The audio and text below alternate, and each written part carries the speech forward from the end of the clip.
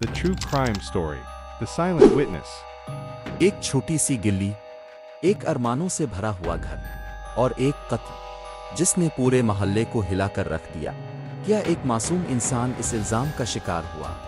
कहानी में कुछ और छुपा हुआ है, आप सोच भी नहीं सकते जो सच सामने आने वाला है।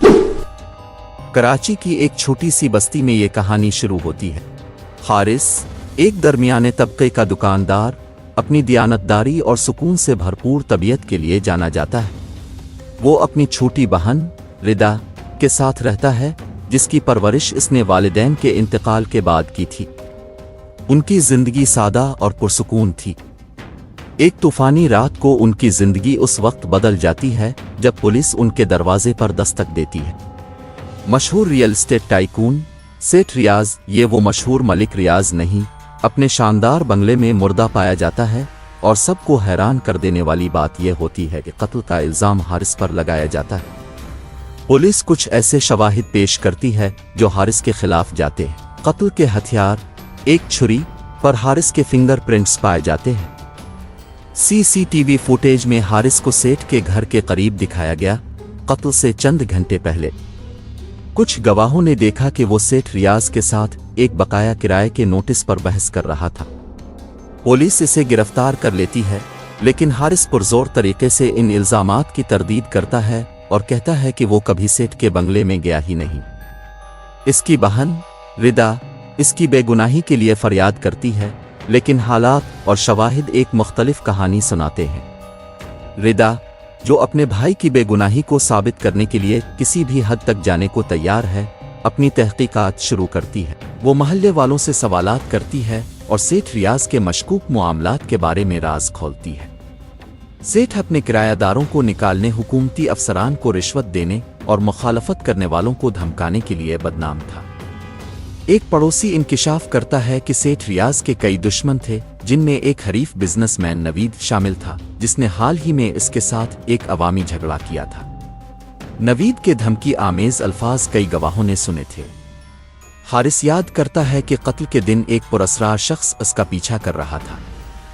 इस आदमी ने सेठ की आदतों के बारे में अजीब सवालात पूछे थे, लेकिन हारिस ने इसे नजरअंदाज कर दिया। इसी दौरान पुलिस सेठ रियाज के स्टडी रूम में एक खत ढूंढती है जो एक गुमनाम शख्स ने लिखा था। इसमें सेठ के जराइम बेनकाब करने की धमकी दी गई थी।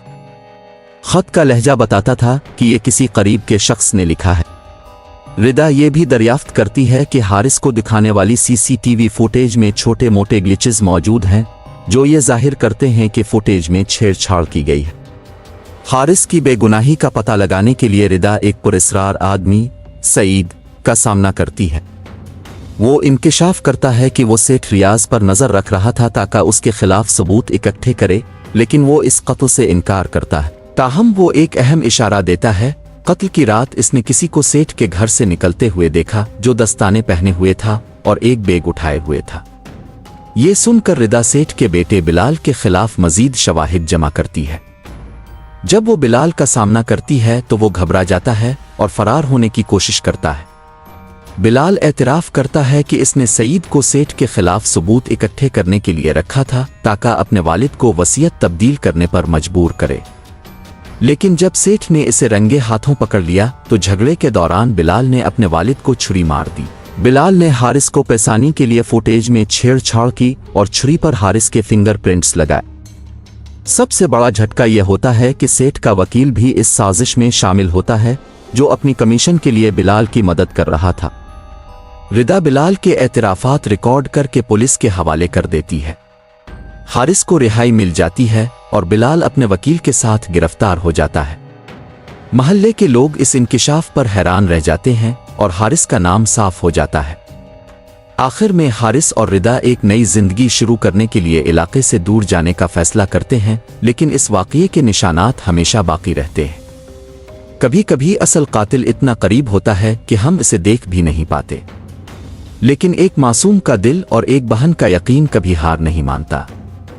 अगर आपको ये कहानी पसंद आई तो अपनी राय जरूर दें और अगली कहानी के लिए तैयार रहें। शायद एक और राज आपका इंतजार कर रहा हो।